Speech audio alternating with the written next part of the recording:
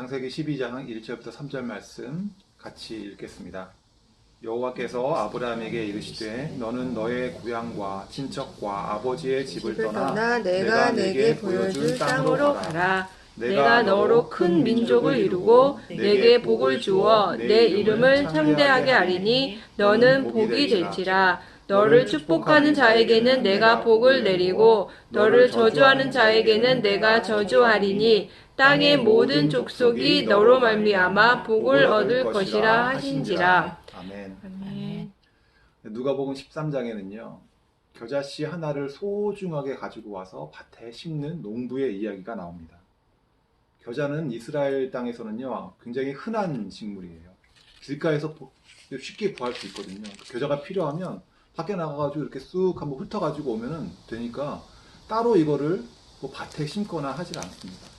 근데 이 사람은 겨자씨 하나를 가지고 아주 소중하게 여겨가지고 좋은 밭에다가 그 겨자씨 하나를 심으면서 큰 기대를 합니다. 이게 자라가지고 나중에 나무가 돼가지고 많은 새들이 이 숲에 거하기를, 깃들기를, 그런 소망을 가지고 이 겨자씨를 심는 것을 알 수가 있습니다. 근데 제가 성경의 여러 인물들 중에서 이 겨자씨와 가장 유사한 인물이 저는 아브라함이 아닌가 싶어요. 아브라함 그러면 우리는 믿음의 대명사라고 할 정도로 정말 대단한 믿음의 사람으로 우리는 여기고 있는데 처음부터 아브라함이 그랬던 거는 아니에요.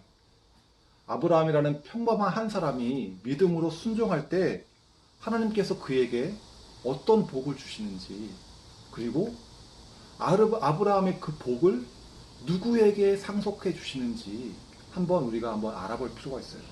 그리고 아브라함의 복을 상속한 자는 어떻게 살아야 될지 한번 오늘 설교를 통해서 알아보고자 합니다. 아브라함의 과거에 대해서 우리가 알 수 있는 부분은 많지 않습니다. 그가 갈대아 우르에서 살았고 또 하란에서도 살았다는 것을 우리가 알 수가 있는데, 이 갈대아 우르란 땅과 하란이란 땅은 공통점이 있어요. 그곳은 달의 신을 섬기던 곳이라는 거예요. 그러니까 두 도시가 모두 달의 신을 섬기던 도시라는 거예요. 그래서 아마도 아브라함도 달의 신, 우상 숭배를 하던 사람으로 생각이 됩니다. 또 그의 가족은 번성하지 못했던 것 같아요. 그러니까 형제가 셋이거든요. 큰형, 작은형, 그리고 아브라함 이렇게 있었을 거라고 생각하는데 형 중에 한 명이 일찍 죽어가지고 아브라함은 어린 아들 롯을, 그러니까 조카를 키워왔을 거라고 생각합니다. 그리고 아브라함은 결혼도 이복 누이 동생, 그러니까 아버지는 같은데 엄마는 다른 배다른 여동생하고 결혼을 했어요. 사레라는 여동생하고 결혼해서 스라에 아직 자식이 없습니다. 그러니까 스라에 자식이 없다는 건 뭘 의미해요? 노년에 어떻게 될지 모른다는 거예요. 노년에 그를 부양할 자가 없다는 거예요. 이렇게 우상 숭배를 하던 아브라함은 75세가 돼가지고 부르심을 받고 아내 사레와 그리고 조카 롯을 데리고 가나안 땅으로 이주합니다. 히브리서 11장 8절은 이렇게 말합니다. 믿음으로 아브라함은 부르심을 받았을 때 순종하여 장래의 유업으로 받을 땅에 나아갈새 갈 바를 알지 못하고 나아갔으며. 하나님 부르심에 순종했는데 목적지가 어딘지 모르고 갔다는 거예요. 목적지도 모른 채 한 걸음 한 걸음 하나님의 인도하심을 쫓아 믿음으로 순종했다고 하는 거예요.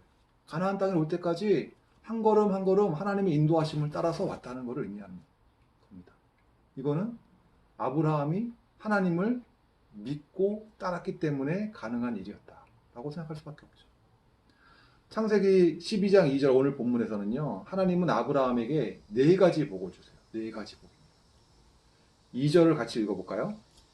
내가 너로 큰 민족을 이루고 내게 복을 주어 내 이름을 창대하게 하리니 너는 복이 될지라. 첫 번째는요. 내가 너로 큰 민족을 이루게 하겠다. 지금 자식이 있어요, 없어요? 없어요. 자식이 없는데 그에게 큰 민족이 되게 하겠다. 그 뭐예요? 자손이 잘 되는 복을 주겠다는 거예요. 또 두 번째 복은 뭐냐면 내게 복을 주어. 여기서 말하는 복은요, 재물의 복이에요. 그러니까 큰 재산을 이루게 하겠다. 너가 부자로 살게 하겠다. 거고요. 세 번째 복은요, 내 이름을 창대하게 하리니. 너의 이름이 창대하게 되겠다. 하게 만들겠다. 명예롭게 하겠다.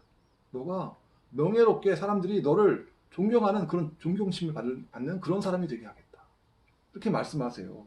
지금까지 이렇게 세 가지 복을 말했는데 지금 세상에서 흔히들 생각하는 복하고 크게 다르지 않아요. 자식이 잘 되고 부자가 되고 명예를 얻고 그 세상에서 흔히들 말하는 복과 아브라함에게 하나님께 주시겠다고 약속하신 복이 크게 차이가 나지 않습니다. 차이가 난다면 세상에서는 내가 열심히 해서 내가 재산을 이루고 내가 열심히 해서 내 명예를 높이고 내가 주체가 돼서 이 복을 이룬다고 생각하는데 여기서 다른 점은 뭐예요? 하나님이 나로 하여금 큰 민족을 이루게 하고 복이 되게 하고 너의 이름이 창대하게 만들어주겠다. 이 정도 차이밖에 없어요. 근데 이 세 가지 복이 개인적으로 받는 복이라면 네 번째 복이 있습니다. 네 번째. 네 번째 복은 2절의 마지막이에요. 너는 복이 될지라. 너는 복이 될지라. 이게 무슨 뜻일까요? 주변에 복을 끼치는 사람이 되라. 하나님이 복이 너로 하여금 흘러가는 그런 사람이 되라. 고 하는 거죠. 그리고 3절에는 뭐라고 말씀하세요? 너를 축복하는 자에게는 내가 복을 내리고 너를 저주하는 자에게는 내가 저주하리니 땅의 모든 족속이 너로 말미암아 복을 얻을 것이라. 이 물론 여기서 땅의 모든 족속이 너로 말미암아 복을 얻을 것이다. 이 말씀은 아브라함의 후손으로 오시는 예수님을 염두에 두고 말씀하시는 거예요. 하지만 아브라함에게도 1차적으로 이루어지는 말씀이란 말이에요.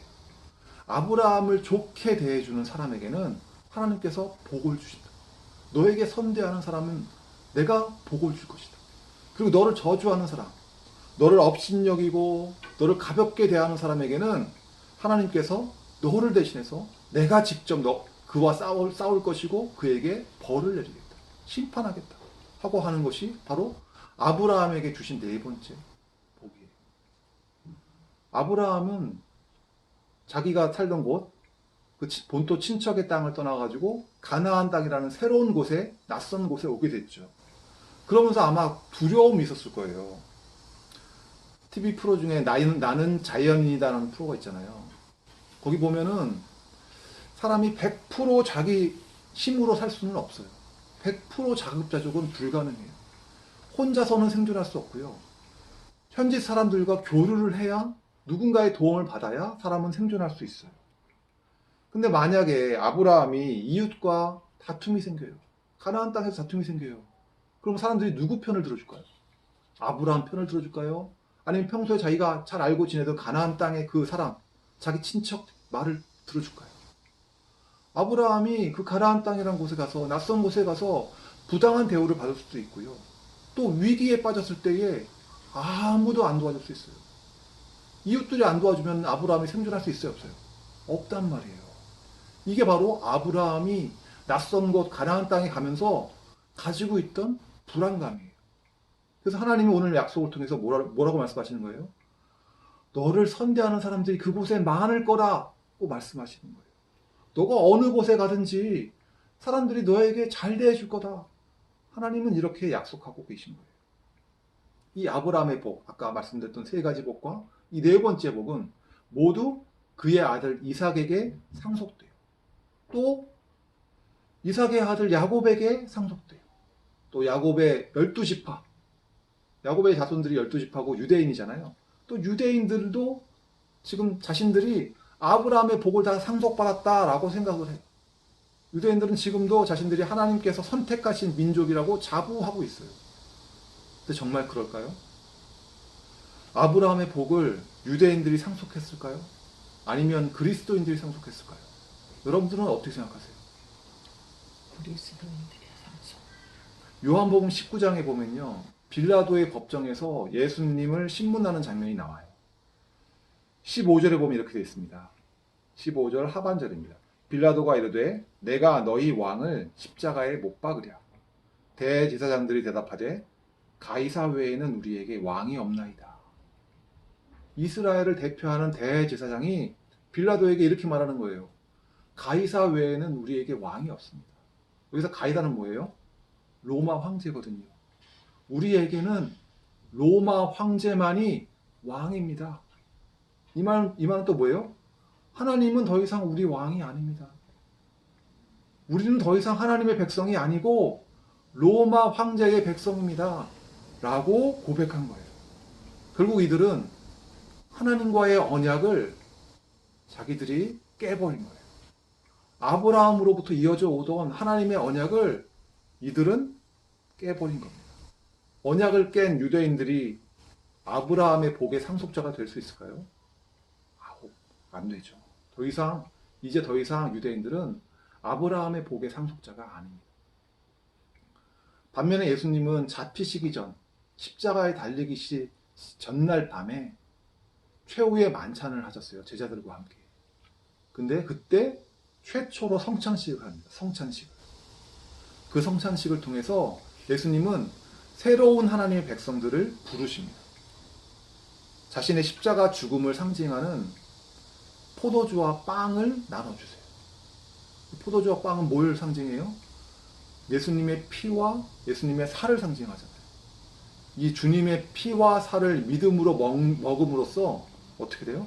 새로운 하나님의 백성이 생겨나는 거예요. 우리 그리스도인들은 새로운 하나님의 백성들이에요. 그래서 갈라디아 3장 7절에 이렇게 말합니다. 그런즉 믿음으로 말미암은 자들은 아브라함의 자손인 줄 알지어다. 믿음으로 말미암은 자들이 누구다? 아브라함의 자손들이다. 또 갈라디아서 3장 9절에 이렇게 말합니다. 그러므로 믿음으로 말미암은 자는 믿음이 있는 아브라함과 함께 복을 받느니라. 누가 아브라함의 자손이고 누가 아브라함의 복을 상속할 자들이라고 말하는 거예요? 육신의 후손이 아니고 육신의 후손인 유대인들이 아니고 믿음으로 말미암은 자들, 믿음으로 새로운 하나님의 백성이 된 그리스도인들이야말로 아브라함의 후손들이고 복의 상속자들이라고 갈라디아서는 분명하게 말하고 있습니다. 여러분 어떠세요? 아브라함의 복의 상속자가 된 것이 어떠세요? 기분이 어떠세요? 기분 좋으시죠? 근데 우리가 주의할 점이 있습니다. 하나님께 이렇게 복을 받았잖아요, 아브라함이. 근데 점점 남쪽으로 내려가요. 그러더니 기근을 만나자 애굽으로 갑니다. 애굽은 지금의 이집트 땅이죠. 근데 갔더니 애굽 왕이 아브라함에게 되게 잘해주는 거예요. 근데 아브라함은 마음속에 불안감이 있는 겁니다. 혹시 애굽 왕이 자기를 죽이고 자기 아내 사례를 뺏어가면 어떡하지? 그래서 사라를 불러가지고 말하는 거예요.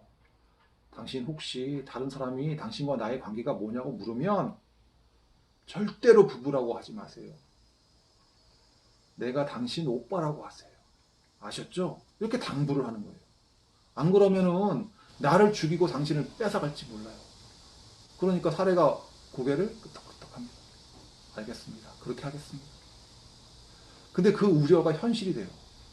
애굽 왕이 아브라함에게 찾아와가지고 물어보는 거예요. 사례하고 당신하고 무슨 관계입니까? 그러니까 아브라함이 뭐라고 대답해요? 제 여동생입니다. 그랬더니 애굽 왕이 뭐라고 그래요? 당신 여동생을 나한테 주십시오. 그러는 거예요. 아브라함이 뭐라고 해야 될까요? 사실은 제 여동생이 아니고 제 아내입니다. 이렇게 얘기하면 어떻게 되겠어요? 아니 당신 지금까지 날 속였던 거야? 그러고도 무사할 줄 알아? 하면서 군사들 데리고 와가지고 아브라함 잡아가지고 옥에 가두고 때리고 죽이고 이럴지 모르잖아요. 그러니까 아브라함이 두려워가지고 어떻게 해요? 결혼을 승낙하고 말아요. 그러자 애굽 왕이 아브라함한테 거액의 지참금을 갖다 주면서 사라를 바로 궁전으로 데려가 봅니다. 하루아침에 자기 아내를 빼앗기고 만 거죠. 일이 굉장히 이상하게 꼬였는데 이거 누가 잘못한 거예요? 분명히 애굽 왕은 잘못했죠. 애굽 왕은 남의 아내를 자기 아내 삼겠다고 데려갔으니까 애굽 왕은 분명히 잘못했어요. 근데 누구 잘못이 더 크냐 이거죠. 왜냐하면 원인 제공은 누가 했어요? 아브라함이 했잖아요. 애굽 왕이 사례를 데려갔지만 알고 데려갔어요? 모르고 데려갔어요? 모르고 데려갔잖아요. 여동생인 줄 알고 데려간 거 아니에요. 그럼 우리가 생각할 때 누가 잘못한 거예요? 둘 다 잘못했는데 누가 더 잘못했어요? 아브라함이 속였기 때문에 이런 일이 벌어진 거 아니에요. 근데 하나님은 누구 편을 들어주세요? 상식적으로 하나님이 아브라함 편을 들어주면 안 될 것 같은데 창세기 12장 17절에 여호와께서 아브라함의 아내 사레의 일로 바로와 그 집에 큰 재앙을 내리신지라. 하나님은 아브라함에게 약속한 것이 있기 때문에 그 약속대로 어떻게 해요? 아브라함의 편을 들어준단 말이에요. 애굽 왕이 사라한테 자초지종을 듣고 아브라함을 책망합니다. 12장 18절. 바로가 아브라함을 불러 이르되 내가 어찌하여 나에게 이렇게 행하였느냐? 내가 어찌하여 그를 내 아내라고 내게 말하지 아니하였느냐? 이렇게 책망을 하고요. 보복하지 않아요. 애굽 왕이 보복하지 않고요. 지참금 반환을 요구하지도 않고요. 그 아내 사라를 아브라함에게 다시 돌려보냅니다. 이 사람 보면 굉장히 신사적이에요. 이 일이 계기가 돼가지고 아브라함이 애굽 땅에 살 수가 없게 됐어요.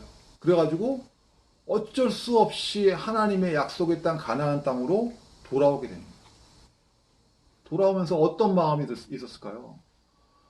어휴, 큰일 날 뻔했네. 내가 아내 뺏길 뻔했네. 내가 이런 위기 속에서도 하나님이 내 편 들어주시네. 내가 이런 위기 속에서도 하나님이 내 생명을 지켜주시네. 와, 하나님 정말 고맙습니다. 감사합니다. 하나님의 놀라운 은혜를 경험했을지 몰라요. 하지만 그는 네 번째 복을 이루는데 실패하고 만 거예요. 주변에 복을 끼치는 사람이 돼야 되는데 어떻게 했어요? 주변에 재앙을 불러오는 사람들. 자기한테 선대해줬던 애굽 왕에게 오히려 재앙을 내리는 사람이 되었던 겁니다. 아브라함이 이렇게 실패했던 원인이 뭐였을까요? 아브라함은 분명히 순종했던 사람이에요. 믿음을 가지고 순종했던 사람이에요. 가나안 땅으로 올 때까지 하나님께 순종했기 때문에 이렇게 가나안 땅에 올 수 있었던 거죠. 하지만 하나님을 믿고 순종한다는 건요, 딱 한 번에 일회성 순종이 되어서는 안 된다는 거예요. 우리는 일상생활에서 늘 하나님의 도우심을 구하면서 하나님께 순종하며 하나님의 인도를 늘 받아야 되는 사람들인 거예요. 아브라함이 기근을 만났을 때, 위기를 만났을 때 하나님의 도우심을 구하지 않고 어떻게 했어요? 스스로 꾀를 냈어요. 이럴 때는 지금 애굽 땅에는 그래도 살만한 것 같으니까 애굽 땅에 잠시 피해야겠다. 하나님의 뜻에 순종하기보다는 하나님의 뜻이 뭐냐고 물어보기보다는 내가 보기에 좋은 대로 행동한 거예요. 내가 보기에 좋은 것을 하나님의 뜻보다 우선적으로 선택한 거예요. 이건 누가 했던 일이에요? 아담이 했던 일이에요. 아담이 했던 일을 똑같이 아브라함이 반복하고 있는 거예요. 그리고 애굽 땅에 가서는 두려움 때문에 어떻게 했어요? 진실을 말하기보다는 어떻게 했어요? 꾀를 내서 거짓을 말하는 사람이 된 거죠. 아내를 여동생이라고 주변 사람들에게 속였던 거예요. 그 결과 어떻게 됐어요? 일은 더 꼬이게 되고 아내를 빼앗기고 말았죠. 결과적으로 하나님이 도우시지 않았다면 아내를 빼앗기고 말았을 거예요. 하나님의 도우심 덕분에 간신히 일을 해결하고 돌아올 수 있었던 거예요. 근데 성경은요, 아브라함이 이렇게 주변 사람들한테 두려워가지고 자기 아내가 아니고 내 여동생입니다 소개한 게 이 한 번이 아니었어요. 또 비슷한 상황에서 또 속여요, 사람들한테. 또 거짓말하고. 상습적으로 거짓말을 했던 사람이라는 걸 우리가 알 수 있어요. 아브라함 우리가 볼 때는 아브라함 대단한 믿음의 사람이고 우리는 아브라함 그러면 아예 쫓아가지 못할 정도로 그렇게 대단한 사람이라고 생각하는데 아브라함이 처음부터 이랬던 건 아니에요. 우리랑 다를 것이 없는 사람이었고요. 수시로 두려움 때문에 거짓말을 일삼던 사람이었어요. 근데도 하나님이 그런 그를 이러한 아브라함을 어떻게 했어요? 버리셨나요? 안 버리셨어요. 여전히 그를 소중하게 여기셨다. 하나의 겨자씨를 심은 그 사람처럼 그가 실수했을 때 반복적으로 실패했을 때에도 하나님은 그를 용납해 주셨어요. 우리나라 속담에 이런 말이 있습니다. 될성 싶은 나무는 떡잎부터 알아본다. 아브라함의 싹은 어땠어요? 싹수가 노래 보였어요. 하지만 하나님은 아브라함을 뽑아 내버리지 않으시고 인내하시면서 그를 잘 돌보세요. 하나님 왜 그러셨을까? 겨자씨 하나, 그 조그마한 겨자씨 하나가 나중에 큰 나무가 되고 또 많은 새들이, 많은 동물들이 그곳을 터전 삼아 가지고 살기를 소망하면서 하나님은 인내하시면서 꿈을 꾸시면서 아브라함을 잘 돌보셨던 겁니다. 말씀을 정리하겠습니다. 우리는 믿음으로 아브라함의 복을 상속하는 사람들입니다. 아브라함이 가나안 땅에 작은 겨자씨 하나가 이렇게 가나안 땅에 심겨진 것처럼 우리도 세상 속에 심겨진 겨자씨 하나과 같아요. 세상에서 그리스도인들에 대한 시선이 곱지 않습니다. 어쩌면 우리는 적대적인 환경 속에서 살아가야 될 수도 있습니다. 그럴 때 아브라함처럼 두려움에 사로잡혀가지고 우왕좌왕 어찌할 바를 몰라 막 거짓말하면서 내 스스로 어떻게 해보겠다고 막 해결책을 찾아서 덤비지 마시고 어떻게 해야 돼요? 일상 가운데 늘 하나님의 도우심을 구하고 하나님의 인도하심을 받아야 그렇게 살 때에 우리 모두가 아브라함의 상속자로서 그 복을 누리고 살면서 또한 우리 주변에 복을 끼치는 사람들이 되시길 축원드립니다. 네, 잠깐 기도하겠습니다. 하나님, 우리를 아브라함의 복의 상속자로 삼아주신 것을 감사합니다. 우리가 살아갈 때에 늘 하나님의 도우심을 구하고 하나님의 인도하심을 따라 살게 하여 주시옵소서. 우리가 세상 속에서 하나님의 사람답게 살겠습니다.